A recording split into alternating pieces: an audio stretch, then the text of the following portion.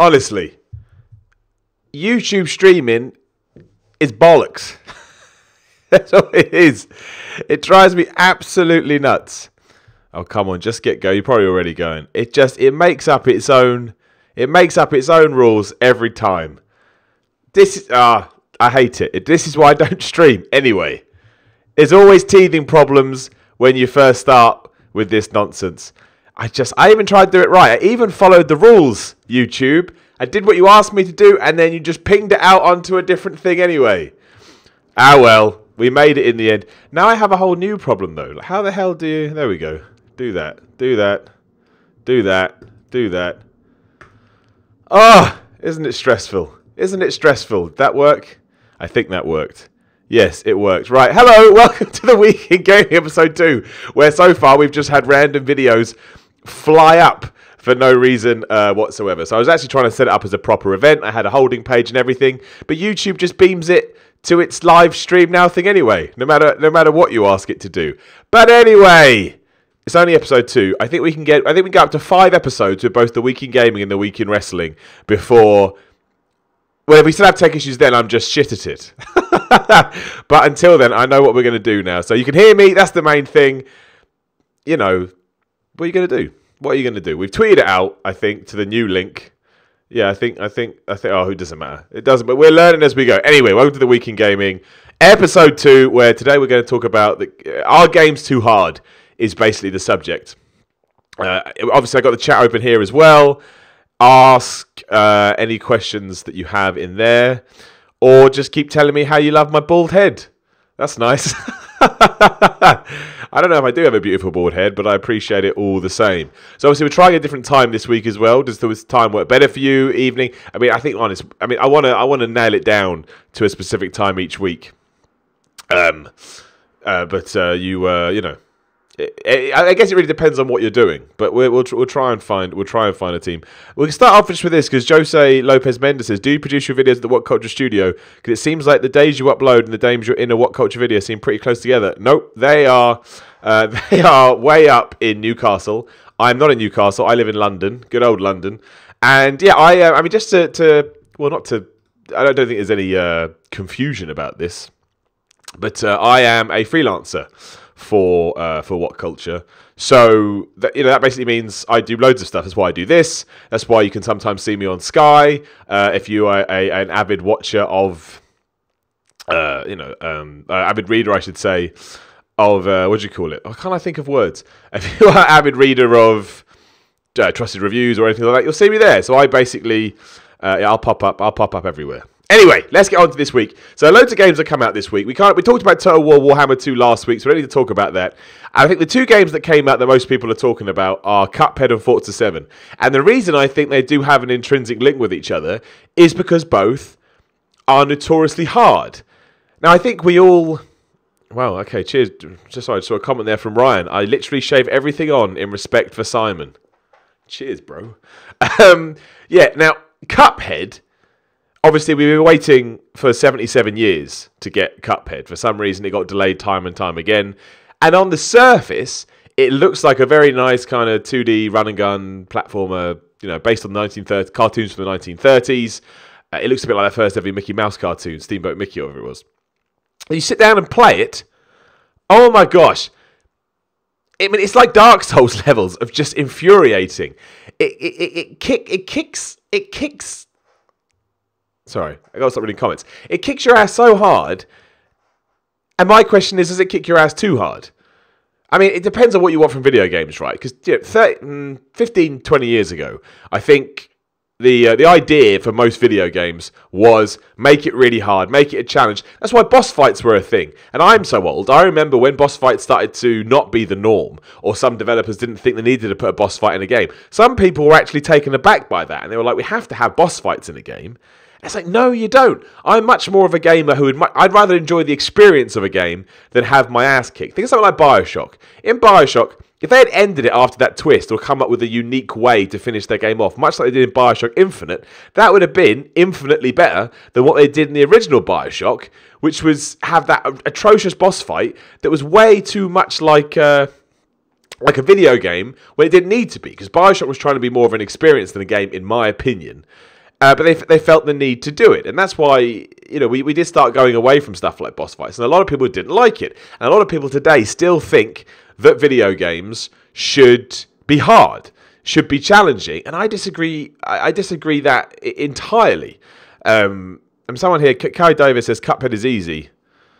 Like Simon has a fringe. Oh, right, you're saying I'm bald because I don't have a fringe. Exactly. It's really hard. And to me, does it need to be that hard? Even if you get to the first boss, I guarantee you, the first boss in Cuphead, you may be really good at it. You may just be naturally skilled. But I imagine it could take you at least 20 goes minimum. It is so hard. You need reflexes like nobody's business. I don't even understand how you can build your skill level up to be good at it when you get to the first boss. It is madness. My audio levels are a bit high. Okay, I can sort that. Thank you for letting me know. I'll take it down by -5.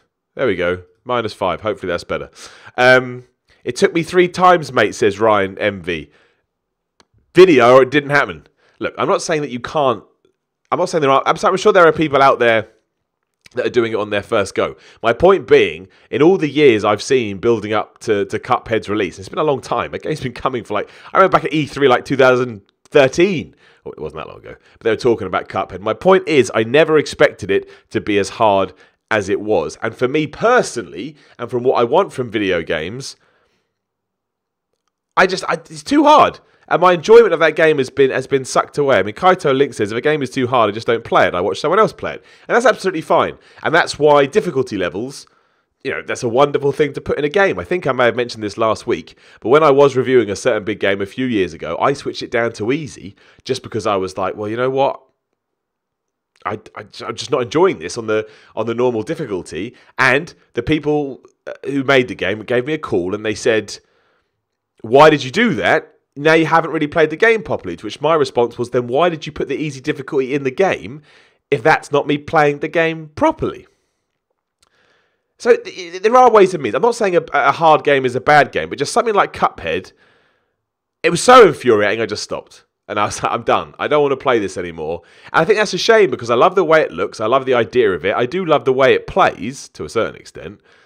But the difficulty level was too much. And there'd be loads of people out there say, well, yeah, it's just not for you. That's a perfectly fine critique, but I am me, so I can only criticise it in the way that I know how, and because it has come out in the last few days, especially after all the years that we've been waiting. It did make me think, because I mean, a lot of people that think games can be too hard seem to be a lot more accepting of that fact. However, there are people out there who believe that, you know, if a game is hard and someone doesn't like it, that's on them. And that's the kind of stuff that winds me up. Like, again, it does tie into the Dark Souls crowd, who are like, well, screw you, you're just not good enough, don't come at the game. Where in the real world, it should be, okay, that's great that it works for you in that regard, but for me and my personal tastes, it's just not what I want from a video game. I don't want to learn it. I don't necessarily think the mechanics are as good,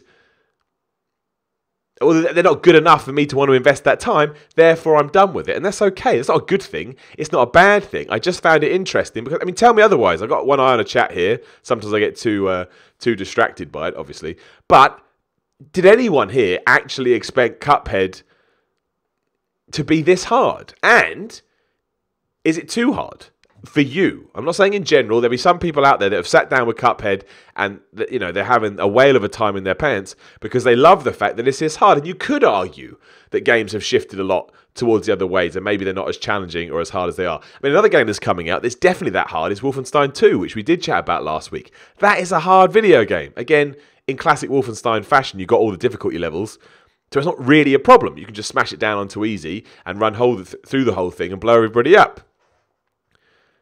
But I mean, if you go back to like the original Gears of War, right? Gears of War to me wasn't a hard game. It was a fun game. When you played it in co-op, it came up with interesting ways to make sure there was a challenge. But then you got to that boss, you know, General Ram, who's that? General Ram. And it was just, I mean, that was probably a poorly designed boss fight more than anything. But he had those stupid krill and they killed you really quickly. And again, it did ruin the end of the game to a certain extent. And that's why I think in Gears of War 2, where the decision was made, look, you're just going to push a button, you're going to have a massive explosion, it's going to be awesome, it was a lot better. better is not the right word. It just fit the tone of Gears of War. It's more fun. And that's what I wanted. I wanted a big explosion. I wanted a big dude in a big suit. And I wanted them all to, march off into the distance. And they did. Now, I guess you could argue there that it was a third-person shooter, the original one at least, in terms of the hardness. So you expect that. It doesn't necessarily mean that if I sit down and play a 2D, we'll call it a platformer, that it shouldn't be hard. It's just, I'm surprised. It's a bit like Brutal Legend, right? When Brutal Legend came out, if you'd watched any of the pre-release stuff, you would have thought it was just a really fun hack-and-slash game, and Jack Black was going to make a load of quips. You sat down and play it, and it was an RTS. And you're like, why the flip is this an RTS? This was never mentioned in the build, and I kind of feel like that's the same as Cuphead. I feel like the difficulty level is so prevalent and so intense and so strong that it probably should have been what people were. It should have been part of his marketing, in my opinion. I'm not saying I think they duped anybody. I just think that potentially they missed a trick. Hardest game of the year, or whatever you want to call it. Because, I mean, if you haven't played it, it is not easy. And that's the understatement of the year. James Evans says, I'm not a fan of purposely hard games, but the variety of bosses wants me to see what design is next. Next boss is a reward for winning. And that's fine. Again, I'm not saying that hard games are bad at all. And I completely understand that. Like, being creative with the boss fight is really, that should be what it was. But I just think sometimes if you die over and over and over again, that's why when Nintendo released their, hey, if you die a lot, we're going to make you a Tanuki Mario, whatever it was, and everyone kicked off. Like, you can't do that. Well, you can ignore that, but it just helps people at the same time. So I never really understood that that was a problem. I mean, I think you do have to, you do have to find a balance between that, because there are, it's horses for courses. Some people are going to love it, and some people are going to hate it. So you have to kind of balance your game to which audience you think it's going to work. But it just fascinated me because also this week we had Forza Motorsport 7 come out, and everyone loves it. They don't really ever change the foundations with that game. If you like Forza, you're going to like this. Same with Project Cars 2, same with GT Sport when it comes out in a few weeks.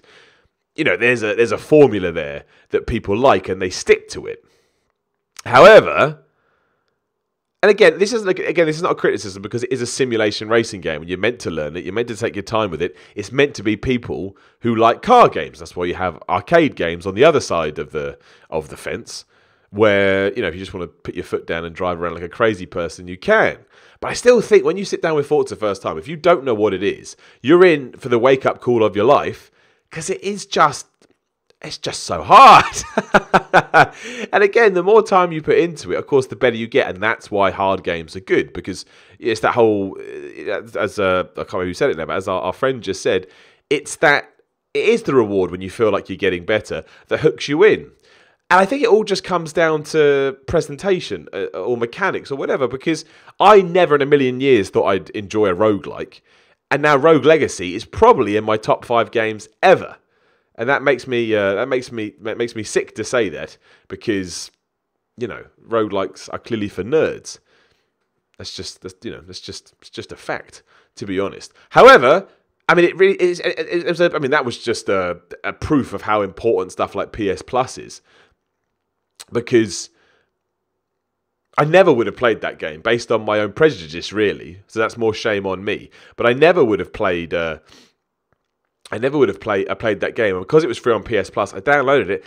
I'm on New Game plus or whatever it is. Like and that's a perfect example, right? When I first beat Rogue Legacy, I felt like, oh, what a word, what a world, what a world I live in. Like I felt it made me feel good, even though games are obviously pointless and it's a waste of time. But it did. Yeah, there was something about it. But again, there's a lot of other stuff with that. Like the leveling up mechanic was great.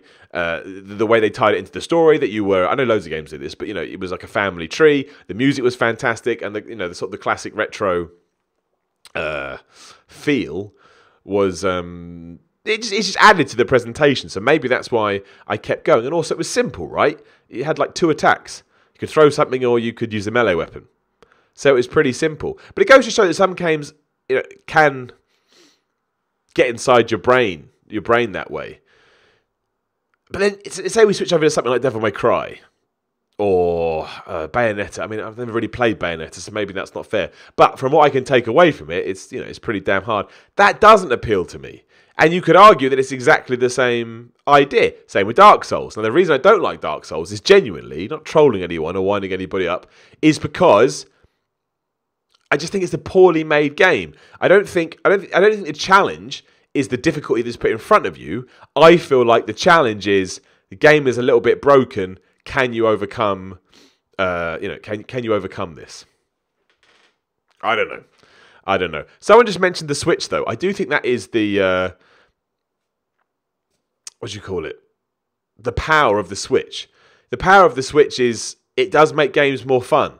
So even games maybe that I'd find frustrating on the Xbox One or the PS4 would be more fun on the Switch because the Switch is just a fun console to use. So there are a lot of things that go into it. Like maybe something like Cuphead. I mean, Cuphead's just on Xbox One and PC at the moment. I think I'm right in saying that.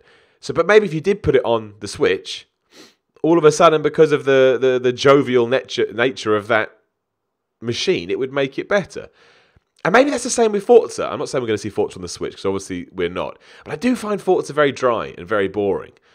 And I get, to a certain extent, that is always going to be the case, because it's a simulation racing game. And I played Project Cars 2, and I thought that was wonderful. But again, it's a bit boring. And Gran Turismo has always been a bit boring. But it's still... You know, the idea of it is if you play it with a racing wheel especially, or with a controller, it's as close as you're ever going to get, realistically, to driving some of these supercars. And the people making these games are like, well, driving a supercar is really hard. I was privileged to drive a supercar once on a press event, because video game press events used to be nuts, and then Twitter became a thing, and all that died. And, you know, it's not, you know, you think, oh, I'm going to put my foot down and race around this track. No, you're not, because if you do that, you're going to die. And you don't want to die, or if you do want to die, there are easier ways than spending a lot of money to drive around in a sports car. And you're going to write the sports car off, and you're going to be dead. Just a lot of mess. There's other ways you can do it. Obviously, don't do that. My point being, you know, that's not the intent. The intent isn't to sort of, you know, make you excited and all of that. Well, I guess it is to us. I don't know. My point is, 2 games came out this week that really kicked your ass. And Total War Warhammer 2, to be honest, is the same. If you've never played a Total War game, you can't just sit down with that and have a lol. It's crazy. Someone, before I forget, Alvaro Neves, probably have not pronounced your name right at all, I'm so sorry, what's your opinion on the new Red Dead Redemption 2 trailer? I did mean to put that. Can I put that in there now? I wonder if I can. I can, look. I'm gonna update the title right now. What a world, what a world we live in. Red Dead Redemption 2 review. Not right there. Here's the thing. Rockstar obviously have a format with their trailers, right? This was very similar to the GTA we've seen, and similar to Red Dead trailers we saw back in the day. However, if something ain't broke, don't fix it. And I can honestly believe some developers would watch a Rockstar trailer and go, you know what, let's just give in. Because they are so good at making you feel excited about what is coming, but also, I mean, they make it feel like a movie, right? That's their whole shtick. Is when you watch it, it doesn't just feel like a video game. It feels like some epic experience that you're just luckily going to be in control of. And that doesn't mean there's not going to be lulls. I know a lot of people in the first Red Dead didn't like it when you went to Mexico. I actually thought the whole game was brilliant, but I understand it. It was a lot slower paced. But the way they sell their games is that I just don't. It depends, right? A lot of people are cynical against Rockstar, so they're happy to crap all over them. But for me, that trailer just it did exactly what a trailer should do. It got me excited without telling me. It, you know, let me know that it's going to be a prequel because people like Dutch were mentioned and stuff. So instantly, you know that John Marston may be featured in the game to some degree because, you know, I don't know what they're going to do with the story. He's not. Spoiler alert. I'm going to give you 2 seconds. You haven't played the Red Dead 1 to leave. He's not dead, as he obviously dies at the end of the first game. And so, yeah, now I don't even mind that it's been delayed till next spring because you can tell that the work is, you know, the effort and the work is going to go into it.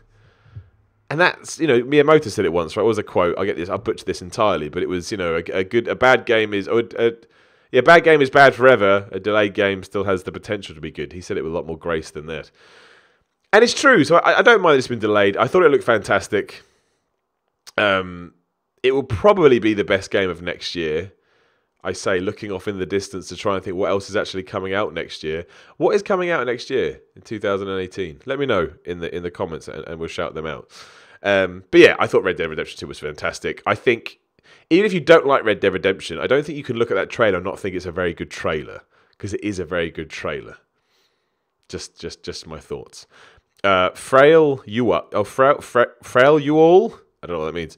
Controversial view. I love Dark Souls and hate Ocarina of Time. I like all the other Zeldas I've played. That's cool, man. It's not controversial. Everyone's different. It depends when you. I'd be intrigued to know when you played Ocarina of Time as well, because I think playing it in 2017 isn't necessarily going to be the same as playing it back in 1998, for example, because things change. That's the biggest problem with games, right? Technology. It's not like music. Music can be timeless to a certain degree. Games can't, in the sense that technology gets, it evolves. Luckily, it hasn't been so bad the last few years, but it evolves and changes so much that sometimes the core can still be good, but the technology is so outdated you can't enjoy it. It's like GoldenEye. GoldenEye at one point was the best first-person shooter ever. If you now try and play it on the N64, don't even bother. It's like frame rate doesn't even exist, and you sit there and if you're sort of when I was playing it, I was 14 or whatever. You think, how did I play this at the time? Because you didn't know any difference. And how the hell were we playing it on C buttons? I mean, it's just abysmal. It's absolutely abysmal. But I mean, that is the problem with games, and that is something that we will deal with until games.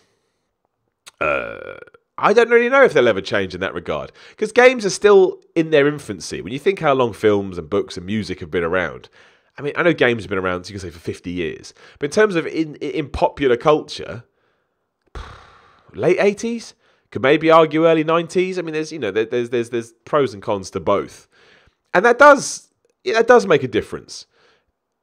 So there's still a long way to go, I think, is my point. Anyway, that was a massive tangent. Red Dead Redemption 2, yeah, I think it looks awesome. Man that you fear, my man Dave says, to be fair, that quote is out of touch now because patches. If your game is poor at launch, you've got to overcome the bad press. To my knowledge, only Destiny and Diablo 3 have achieved this. Well, patches is a whole other issue, right? Because a lot of people overly rely on patches. I mean, how many games come out and then, I mean, especially if you work in the video game press, and you get a note on day one that says, yeah, you got to download this patch before you play this game, because otherwise... So they're basically making games go gold so they can, go through the whole processing phase, just so that, because they know when the game comes out they can fix it with a patch. I don't necessarily think that's a good practice. And I still, I mean, my point being that in 10 years' time, if we're on the PS7, let's say, the PS4, we don't know what the future of technology holds. My point is, technology could be so advanced by then, and we just accept that as the norm. If you try and then go play a 1080p 60 frame second game, you'll be like, I cannot play this because I now know too much. I mean, like I said, when I used to play the N64, there was nothing wrong with that. It ran fine. You try and play Ocarina of Time on there now, I'd rather eat bread. And I don't eat simple carbohydrates. Not true, I eat loads of bread. But you take my ridiculous point. Right, I'm going to pop into the comments quickly. Martin McCluskey, I'd get Bully 2 if it happens. Bully 2 has been rumoured for a long time, right? But has never... I mean, people come out and said they've composed music for it and there was ideas for it. But if there is a Bully 2, you're not getting it till 2019, if not 2020 at the earliest. Rockstar have never really been in the business of releasing too many games. And don't forget, LA Noire Remastered is out now or coming out soon. So technically that counts as a game. That counts as a game as well. But... yeah, I don't know. They're just my thoughts. Ryan Emmy says, "How's your dad Goldberg doing?" He's all right, Dad Goldberg. Someone did come up to me, and they didn't. It wasn't a what culture thing. They just came up to me in the street and went, "Oh, you look like Goldberg." I was like, "That's not how life works. You can't just come up to somebody and say those things. It's like offensive." Sure, well, not offensive. But still. Masada 1911. If there is an N64 Mini, will your alter ego try to fit it in his mouth? Damn right he will. And obviously, if you have stumbled across this, please do go to the channel itself, and you can watch my alter ego, Simon the Miller Report Miller, try and stick the SNES Mini in his mouth. And that was a legit attempt as well. That all started because I saw people arguing about it on Twitter. It was a legit argument. People going, do you think you can fit it in your mouth? And people going, well, it's 8 inches wide and the mouth is... I was like, are you kidding me? And that's where most of my ideas come from. Just as because I never know who's watching these things. Just as an FYI, he's not real. I don't mean to break kayfabe, as they say in pro wrestling, but every time I upload a Miller Report videos these days, I always get at least one comment that goes, "What happened to your accent and demeanour, Simon?" And I'm like, I mean, I'm not saying that everyone needs to know who he is, but all you got to do is research the channel for 5 minutes, and it's like, oh, and also you should just know. You should just know. Phobos 101. Do you think we'll ever get a really innovative? Get a really innovative controller update? Like I've got an Xbox Elite controller and really enjoy having the paddles on the bottom, but it's not standard. I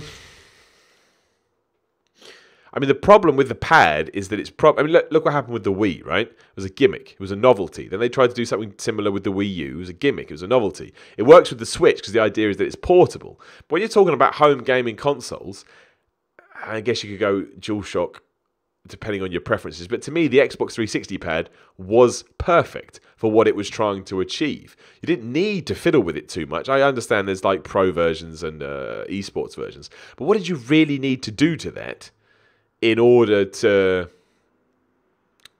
better it? It was fine. It worked perfectly. So it's much like I know it's different because you're interacting with it more, but we don't need the TV remote to change because the TV remote works fine. And I think it's still the same. I think it's the same at the moment anyway with the way that we play games. It's the same we'll use the Xbox 360 pad as the quintessential one that worked really well. And I think that's fine. I don't think we need to innovate in ways where there's no need. If anything, we should take that innovation and spend it more time maybe on the games themselves. And if then within that framework you come up with something new and you think, okay, now I can actually build a controller that this will work with, that's fine. Something like Samba de Amigo, right? They came up with unique controllers because they realized it was going to be more fun for the game. Again, it worked for the Wii for a certain amount of time because of what they were trying to do, but the novelty eventually wore out. But for my money, where the PS4 and the Xbox One currently are, just don't even worry about the controllers. I understand you want to market new ones, and that's fine. Like, people like buying the new ones. But yeah, I don't think we need to overdo things just for the sake of doing it. Like, if we're lucky enough to have stumbled across something that works, fabulous. Let's not muck around. Let's just knuckle down with that and see where it takes us. Frail You All says, are we ever going to get Daughter of Fate? Maybe one day. I'll host the Week in Gaming of Brian Cranston. I tell you what, this will never happen. This is the pimp ever. The Patreon has never got above, I think the highest we ever got was almost $1,200. If it ever goes above $1,200, and it has to stay that way for 4 weeks, because some people do, and it always upsets me a bit, they put, not everyone, this is the few, not the many, but they put some money in, and they take it out just before it comes out of their account, and I've already sent them rewards, and every time it makes me a little bit sad. But if it ever gets over a 4-week period, I will host a Week in Gaming live as Brian Cranston. That's fair. I mean, just to go back to what I said a minute ago, Addy D says the Miller personas really took me by surprise since my first exposure to Simon content was What Culture. That is fair. I'm only winding you up. If you don't know them, you don't know them. Oh, but it's great to see the range Simon's capable of. Well, that's kind. Go look at. No, actually, no. We won't talk about. We won't talk about Gerald Winesworth. Not on this case. There was something else I wanted to talk about, and now I've utterly forgotten what it was, which is no good. I think I did talk about VR last week. I'm just obsessed with VR at the moment. VR to me has become, unlike motion control, which to me was a huge gimmick that wasn't going anywhere. VR. I don't know if everybody that's watching right now has played VR, but it is, to me, it has so much potential. It really, really does. Like, it's not, the experience of it is so good and it's so different. And it's that moment when you take it off your head and you're like, oh shit, yeah, I've totally forgot what reality is actually like. I mean, worrying, people are going to die in VR, but I am really excited to see where it goes. I mean, I think I talked about last week, I played Doom and Fallout 4 in VR, and every time I put it on, it just reminds me. I don't have a PSVR in my house. I haven't bought one, so it's obviously not doing, everything it needs to do to convince me. But I do think it's wonderful, and I do think there is a future in there. And going back to the controller debate, the Vive controllers or the Oculus Touch, that's wonderful. Being able to have your hand in an actual 3D physical space. It's just excellent, and I can't wait until it actually starts rolling out for stuff like sporting events as well. Probably kill that market, but I think it'd be great just to be able to experience that from your lounge. I mean, that is the most lazy thing in the world, but it's great. I can't remember. There was something else. There's some other reason why I wanted to talk about VR, and now I've just forgotten about it entirely. Mulray, is there a pre-2000 game you feel could be redone and still do justice? Yeah, I mean, they did it with Ocarina of Time. I still think Ocarina of Time is a great game. But I think that is the quintessential game where technology has screwed it. The original Metal Gear Solid, but these are all games that have been redone, which goes to show that they have stood the test of time. I mean, one that hasn't, I can't think of one on the top of my head.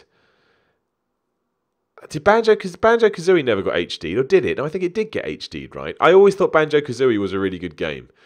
I always thought it was a really good platformer that kind of took everything that Mario had done and made it work in the, in kind of the modern environment or modding setting or whatever. So I mean, that'd be intriguing, but I mean, I don't think there's any demand for that now. And I swear they did. I swear that they released something. Michael White, how did Doom VR play? It's very, very stripped back and it's very simple. But the point is, so basically, you got your two Vive controllers, and you basically teleport around the place. You have a beam, and you push the button, and you'll beam to where that is. So you're kind of shifting around the place as opposed to actually sort of walking as you would in the game. But that's fine because all the enemies and monsters are so big and they're so intimidating. And you've got these guns, and you've got really good feedback, and they look massive in your hands. The whole point is, it is kind of like I wouldn't call it on rails because you're in control of where you go, but it does feel a bit like an on rails shooter. But the experience, and when you meet those big monsters, they're so big, it's great. And when you throw a grenade, you actually throw a grenade. And I know that's kind of motion control-y, but again, it's the experience. It's the visceral nature of that VR headset. So yeah, again, it's really stripped back. It's probably not as, you probably couldn't play it as long as you played Doom last year, but for an experience, is that word again? I couldn't recommend it highly enough. I will definitely get that game. I mean, Vives are ridiculous, but if I had a Vive, I'd get Doom on it. Someone just mentioned 4K as well. I mean, that kind of goes to show, in terms of technology. I mean, is anyone going to care about 4K in 3-4 years? Probably not, because something else will come along. It's not really something that anyone's taken to, which again, just as a complete random tangent, which is why stuff like the Xbox One X and PS4 Pro just doesn't interest me. Because I know there is a difference. Of course there's a difference. But it's just not enough for me to make it feel like a proper, technological step forward. Before we wrap stuff up as well, this should be it will be going up on Thursday. It's Tuesday, so yeah, Thursday. I did, thanks to Man That You Fear, your man that's in the comments right now, I have sat down and I have made my debut in the Destiny 2 verse. I'll never understand that game. I mean, you can see how much I dislike it on Thursday on this very channel, but I don't understand the hype. And you see people on Twitter to this day, it's been out like 3 weeks. People are still ranting and raving about it, and I'm sat there playing it going, what is this? Why do people love this game? It's lost on me. I think it's so boring. It's so boring. There's not even any locusts in it. No one wears massive body armor. No one's talking about pumping iron. I don't get Destiny 2. I really don't get it. Tendai Manamano says, thoughts on the Forza loot box nonsense. I mean, you'd have to tell me. There's so many loot box nonsense at the moment as well. I mean, the other thing people were getting mad about the other day was NBA 2K18's microtransactions. And I mean, they are aggressive and they are in your face. But I get it. There has to be a certain line. We have to make sure it never, goes too crazy. But I didn't buy one of them, and it didn't affect my playtime whatever. I just ignored it. I clicked no every time. So it's like, is that a problem? I mean, I guess it is a problem to a certain extent. I don't know. Maybe I'm just more laid back maybe I'm more laid back than some people. And again, if you do start buying into them, I guess it's the fact that you have the choice. And look, I'm not saying that it doesn't. If somebody releases a game and they release content on day one, that sucks. Clearly, they could have put that on the disc, and they haven't. They've blocked it off to try and make more money. But when it's an optional extra and you can just say no, it doesn't bother me. I don't know why. Maybe I'm part of the problem. Maybe I should start caring about that stuff a bit more. But microtransactions, I don't care. Especially when people are out there playing Street Fighter 5 and spending pounds upon pounds or dollars upon dollars on costumes. What difference does that make? Oh, Chun-Li's wearing a pink outfit now. If that's all right to buy, then it's all right to microtransaction the absolute crap out of an NBA game. That's what I'll say. Masada 911 also says, do you think BJ Blazkowicz lifts more of a CrossFit type? I don't know, actually, because he's quite ripped, right? Is he massive? I'm going to have to look him up. Hang on. I got to look him up. This is the beautiful thing about being live. I can actually look at him, and I'll tell you what I think he does. Nah, I mean, he looks pretty jacked. He does look like Brock Lesnar. You're right, internet. And a bit like John Cena. No, I'd say he's a bodybuilder. I'm confident in saying he's more of a bodybuilder type than a CrossFit type. But, I may be wrong. I may be wrong. I don't want to make these assumptions. But no, my guess would be that he... No, I'm going to say bodybuilding. Yeah, it's my gut. Bodybuilding. All right, Dan Banner, do you want to get more jacked? We'll answer that question later in the week when something new launches. Keep an eye on my Twitter at Simon316 for more on that nonsense. It's almost ready to go after weeks of work, and isn't that exciting? It is. Okay, so before we do wrap up, if there's any more questions, ask them now. If not, to be honest, it's just one of those weeks in games where not a lot happened. A few games came out, which was cool, but everyone's kind of gone quiet as we sort of move towards the end of the year. I mean, that Red Dead Redemption 2 trailer kind of scared everybody off, as you would imagine. But all the plugs, obviously, if you're on the YouTube channel right now and you haven't subscribed, please do subscribe. We're almost at 20,000 followers. If I get to 20,000 followers, I mean, I've got to do 20,000 subscribes. Apparently, I've got to do something. Don't know what I'll do. Just go crazy. That'd be amazing. Make sure you tune into the Week in Wrestling tomorrow. It may be delayed till Thursday just because I'm at a wedding tomorrow, which is lovely. Not my own. But hopefully I'll get it in tomorrow. So make sure you tune in for that. I'm on Twitter at Simon316. You can listen to this on iTunes. Search for The Week in Gaming if you'd rather, or you want to listen to it again. Do whatever you want. And again, all this is funded by patreon.com/Simon316, which is lovingly written there in the bottom right-hand corner. If you could support me, that would be fantastic, because all this stuff does cost a bit of money. And also, unfortunately, I need to take work on to live. Sucks. Be great if it wasn't true. And the more money I get to my Patreon, the more I can dedicate to personal projects. It's as simple as that. Tendai Manamano says, are you excited for Metroid Prime 4? Dunno. It's been a long time. We'll have to see. We'll have to see what happens. I mean, at the moment, they showed off a logo. A logo. I can't do much with that. I mean, it's a nice font, the Metroid Prime font, but we'll see. I thought Metroid Prime 3 wasn't that great. Certainly wasn't good as Metroid Prime 2. It's been a long time. At least they're making another Metroid Prime game, right? It'd be better than them not making another Metroid Prime game, so... we'll see what happens.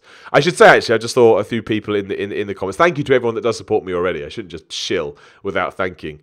Anytime I even get $1, it puts a smile on my face. I get a little ding on my phone, and I'm like, well, that's just lovely. Ali D, your thoughts on Monster Hunter and the spin-off? Monster Hunter, over my bald head. Never understood it. Don't understand the point. Tried to play one once. It's massive, and people love it, and that's great, but... yeah, I don't understand that game. Russell Cook, we're only 2 weeks from South Park. What do you think the DLC will be? Doesn't matter, because that game is going to be the best game of this year, or at least one of them. The 3 hours I played were just entertaining from start to finish. And that's what games should be. As long as it entertains me, I can't complain. Is it the best game in the world? No, not really. I do like the fighting system. I like the new grid-based mechanic. It's really, really good. I just enjoy walking around South Park in general. But yeah, it's just awesome. It's just fantastic. And again, I'm going to mention this every week until someone comes at me properly, so I have a proper argument with them. Anyone on social media that goes, I can't believe South Park did this. 20 years. 20 years. There's not an argument. If you're watching or involving yourself with South Park content and being offended, you're the problem. And I really mean that too. 20 years. You had plenty of time to get accustomed to it. Also, they take the mick out of everything. It's not an issue. It's not an issue. Right. Okay. I think that's it. Dan Banner, are you in America? Nope. I'm in England. All right. You deserve many more subs, Simon. Such a genuine YouTuber. Thanks for taking the time to talk. Isn't that nice? I like my community. 99.9% of everyone on here is always really nice. And that's very kind of you. Hey, if we get more subs, that'd be wonderful. I'm going to keep doing this stuff because it's fun. It's fun. It's fun being an idiot on YouTube. Don't know why. It just is. Anyway, that is this week's The Week in Gaming. We'll be back next Tuesday. Probably maybe a bit earlier. than we were this week? I don't know, but I'll make sure I let you know beforehand.